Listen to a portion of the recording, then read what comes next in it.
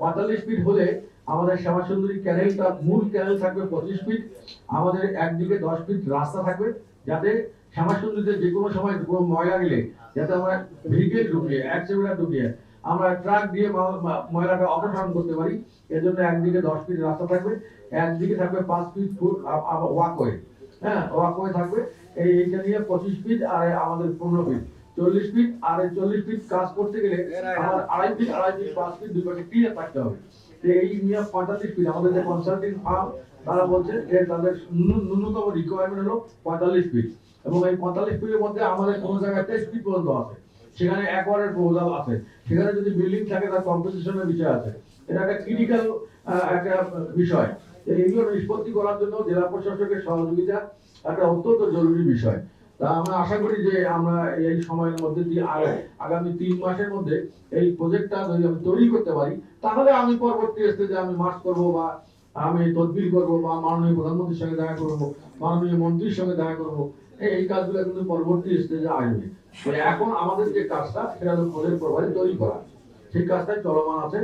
ইনশাআল্লাহ আপনারা ধৈর্য ধরবেন এবং আপনারা এই আমাদের শ্যামাসুন্দরী যে এই গুরুত্বটা, এটা কিন্তু মিনিস্ট্রির যারা ডিসিশন মেকার তারা কিন্তু সবাই জানে, যেরকম করে একটা এরকম শ্যামাসুন্দরী খাল আছে এটা সবাই জানে, কিন্তু সেই প্রপোজালটা কিন্তু আমরা তৈরি করতে পারিনি। এটা আমাদেরও ব্যর্থ ধরতে পারেন।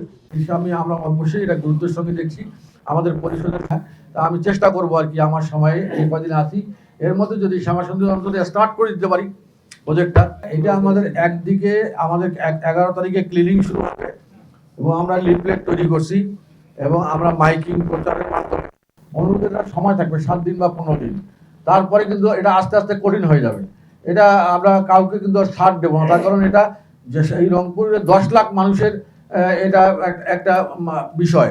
10 লাখ মানুষের জন্য যদি 2000 নষ্ট করতে চায় তাহলে এটা তো আমরা শাস্তির আওতায় আনবই, এটা আমাদের অল্টারনেটিভ থাকবে না। যার কারণে আমরা এই কাজটা প্রথমে সচেতনতা বৃদ্ধি করার জন্য আমরা কাজ করব, তাদেরকে অনুরোধ করব। আমাদের লোকেরা মনিটরিং করবে, শ্যামাসুন্দরীর পাড়ে 2 বারে হাঁটবে। তাৎক্ষণিকভাবে আমরা যেটা যখন একটু ছোটোখাটো ময়লা পড়বে আমরা রিপ্লেস করবো, পাশাপাশি আমাদের অ্যাওয়ারনেস বিল্ড আপের কাজটাও চলমান থাকবে। এবং তারপরে একটা সময় এই ডেট যখন এই সময়টা চলে যাবে তারপরে আমরা জরিমানা করা শুরু করব। এবং এই বিষয়গুলো কিন্তু আমরা আরও কঠিন অবস্থায় যাচ্ছি। আপনাদের সবার সহযোগিতা চাই, যাতে শ্যামাসুন্দরী একবার করলাম আবার যদি সেটা ওই অবস্থায় না থাকে তাহলে এই বারবার তো করে আবার লাভ নেই। প্রোগ্রাম করতে গেলে মিনিমাম আজকে 11 তারিখের প্রোগ্রামটা 11 টাকা 15-20 লাখ টাকা খরচ হবে।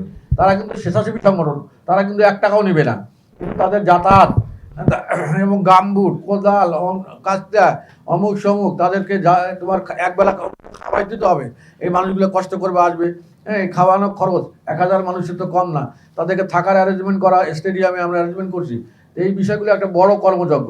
তো এখন এই কর্মযজ্ঞ আমি করলাম, পরে আবার দেখেন 15 দিন পরে একই অবস্থা হলো, এটা কিন্তু আমরা বরদাস্ত করবো না। তার কারণ এটা আমাদেরকে ক্লিন রাখাই লাগবে।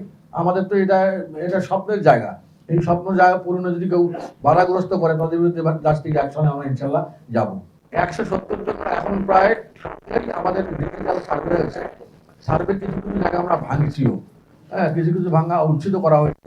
কিছু জায়গা ডিসপুটের জায়গা আছে, সেগুলো আবার হেয়ারিংয়ের জন্য যেহেতু জেলা প্রশাসকের খাল, হ্যাঁ, জেলা প্রশাসকের আপিল করছে, এই আপিলগুলো নিষ্পত্তি করার কাজটাও জেলা প্রশাসকের। হ্যাঁ, উনি যদি করে তাহলে দ্রুত কাজটা হবে।